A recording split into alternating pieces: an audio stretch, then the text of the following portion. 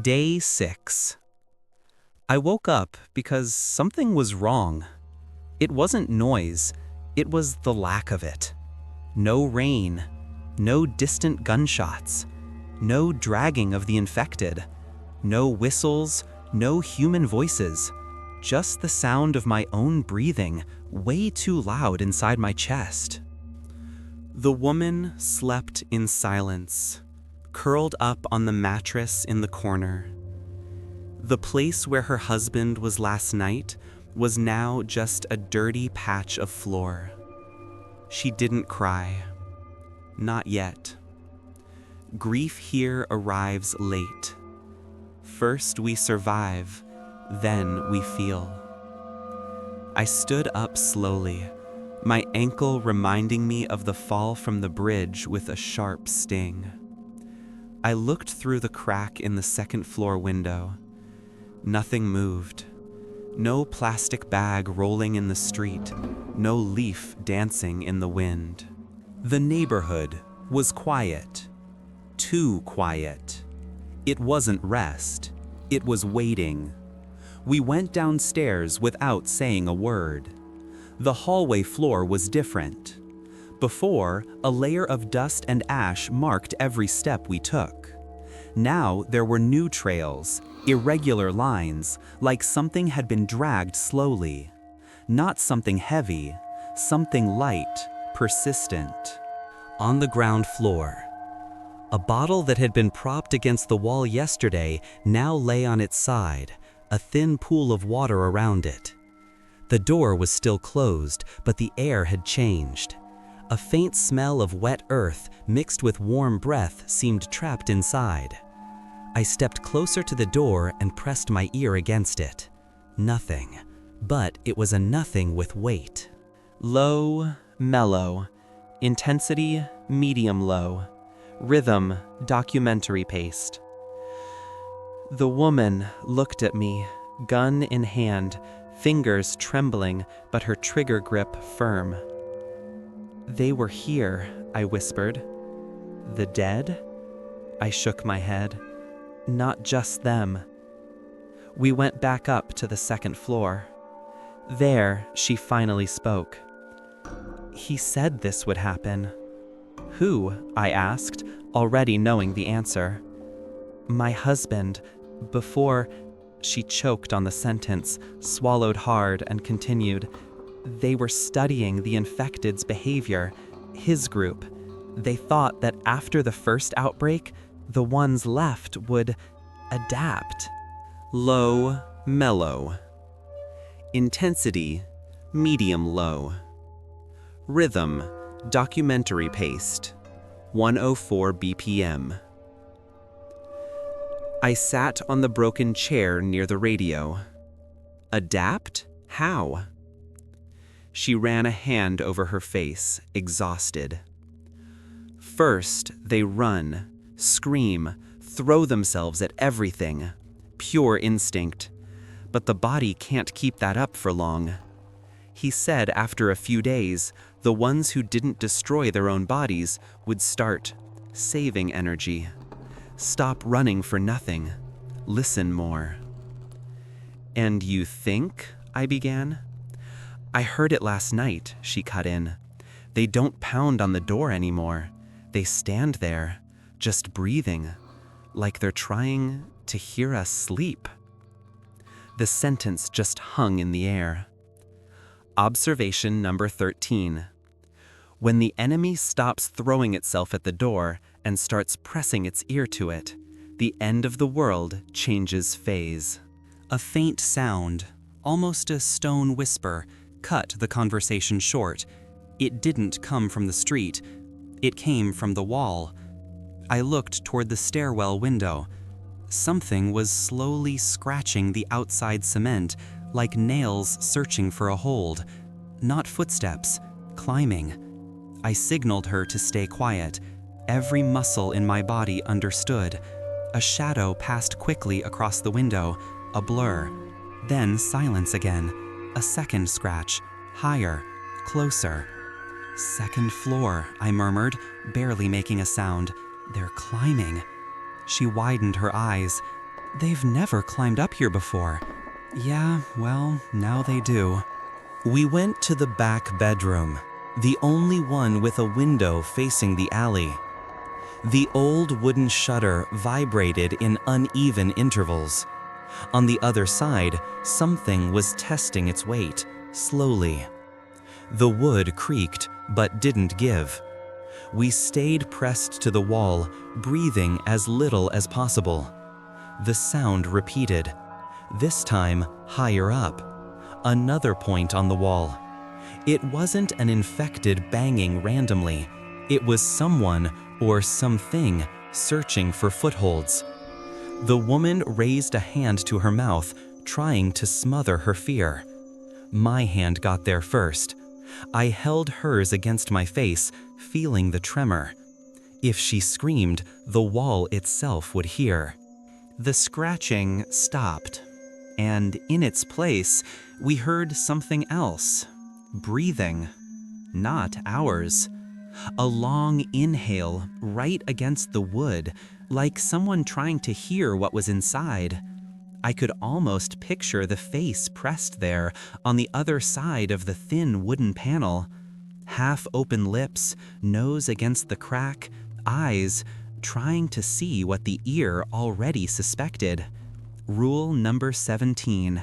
The most dangerous sound isn't the scream, it's the breathing that shouldn't be there. I don't know how many minutes we stayed glued to the wall, not moving a single muscle. The breathing on the other side shifted, sometimes closer, sometimes a little farther, like it was sliding along the facade, searching, testing, until it stopped. And then the sound changed, a faint crack of tile, then another, going up. He's going to the roof, I whispered. She looked at me like I'd just said the sky was falling. In a way, it was. We couldn't just stay there waiting. If it reached the roof and found an opening, we'd be trapped, infected above, possibly hostile humans below. We have to leave, I said. Now? Now, while it's climbing. She hesitated, looked around like she was saying goodbye to what she had started to call a refuge. Refuge isn't a place you like, I said, reading her thought. It's just the place where you haven't died yet.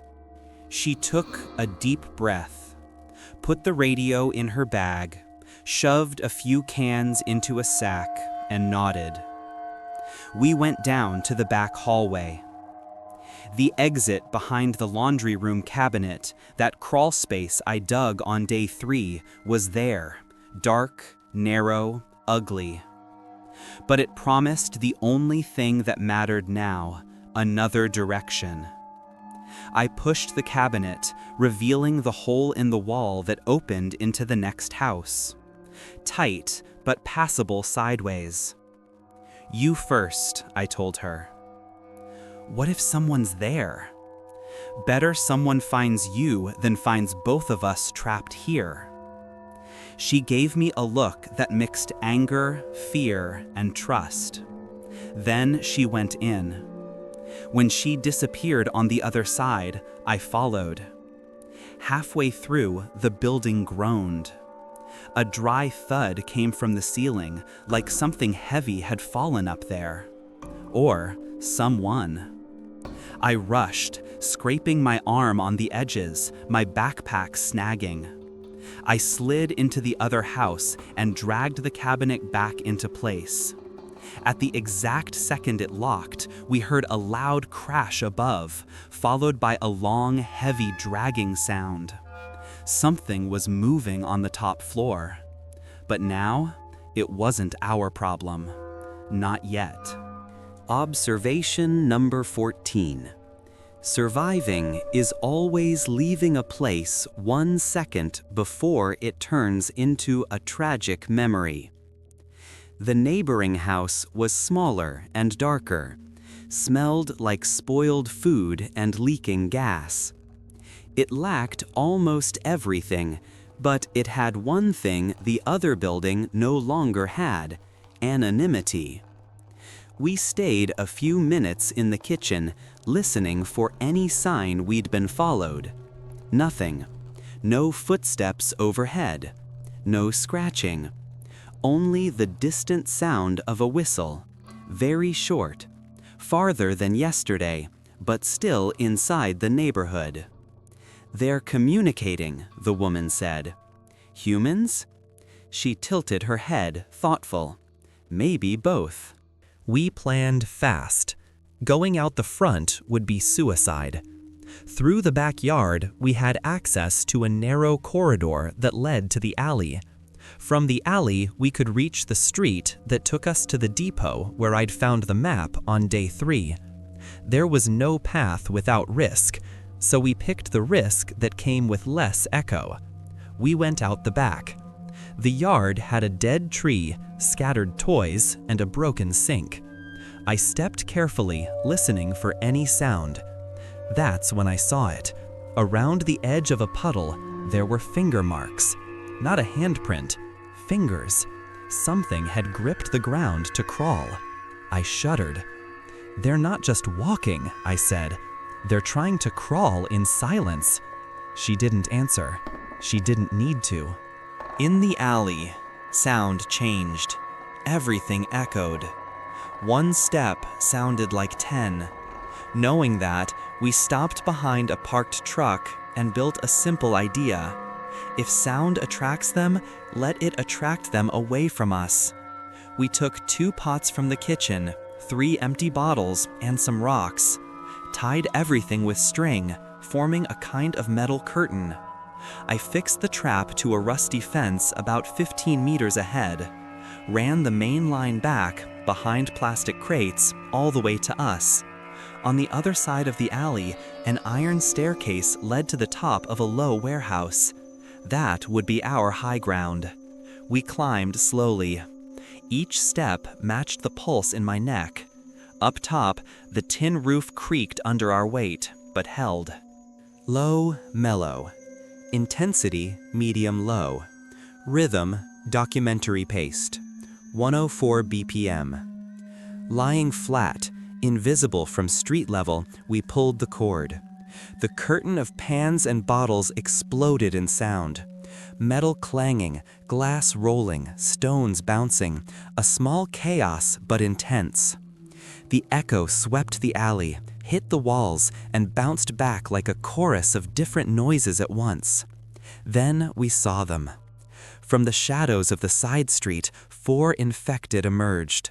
Not running, fast walking, heads low, like dogs on a trail. They didn't look up. They went straight for the noise. Stopped in front of the metal curtain, as if listening to every last vibration, the iron still trembling. One leaned in close to a pan, almost touching it with its forehead, then started sniffing the ground. "They're measuring the sound," the woman whispered, barely audible, "or tracking the source." Without screaming. Without screaming. We watched in silence from above. After a few seconds, one of them stepped back a bit and turned its head slowly, as if scanning the alley. The arc of its gaze ended in our direction on the roof. We didn't run, didn't breathe harder, just waited. It took 2 steps toward us, then stopped. It seemed to give up, or it didn't hear what it was looking for. They left, spreading out into other alleys and dark entrances. The metal curtain kept swinging a little longer, then went quiet. "It worked," she said. "For now." Rule number 18. If the enemy has learned to follow sound, you have to learn to write it. Sound becomes a sentence, and you decide where to put the period. We climbed down from the roof when the sky started turning more yellow than gray. On the way back through the passage between the walls, we almost ran into someone. 4 figures appeared at the end of the alley. Not infected. Guns, backpacks, red X marks on their clothes. The same ones who, days ago, were marking houses, testing doors, building barricades. The one in front, the tallest, carried a rifle against his chest, not aimed, but ready. "You two made way too much noise," he said calmly, without raising his voice, "for people who want to stay alive." The woman lifted her gun on instinct. I grabbed her wrist from the side, keeping my eyes on him. "It was a test," I answered, "and it worked." He frowned, intrigued. "A test?" "They went straight to the sound, didn't look up, didn't sniff around." "Yet," he corrected. Behind him, a thin, hooded woman watched everything with eyes too sharp for someone who was afraid. The third carried a huge backpack, cans hanging off it. The fourth had the whistle. "We saw you the other day near the bridge," the man with the rifle went on. "You watch too much to be just another panicked idiot." "And you mark too much to not be building something," I replied. He smiled. Not a nice smile. "Organization?" He jerked his chin slightly. "Or did you really think the world would stay every man for himself forever?" The whistle glinted in the fourth man's hand. Now that I knew what to listen for, I realized his calls weren't random. They were commands. "You're using them, aren't you?" I asked. "The infected." "Not using, coexisting," the man with the rifle said. "If you understand the predator, you don't need to fight it all the time. You just push the cattle in the right direction." The word cattle hit harder than any shot. The woman beside me swallowed hard. Cattle? People who run without thinking, who turn on lights, who scream for help, he said casually. "You know, the ones who do everything wrong." He took a step forward. "And you too? What are you going to be?" Silence. The whistle sounded once, short. At the far end of the alley, something moved. The man tilted his head as if listening to a reaction we couldn't hear. "Don't move," he said, looking over my shoulder. The tone wasn't a threat. It was advice. Turned, slowly. Intensity, medium-low.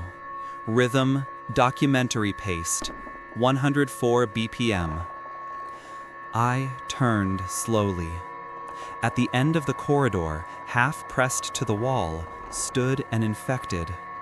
Thin, skin glued to bone, clothes torn, head slightly tilted like it was thinking. But what stood out was something else. It wasn't growling. It wasn't lunging. It was just breathing, slowly.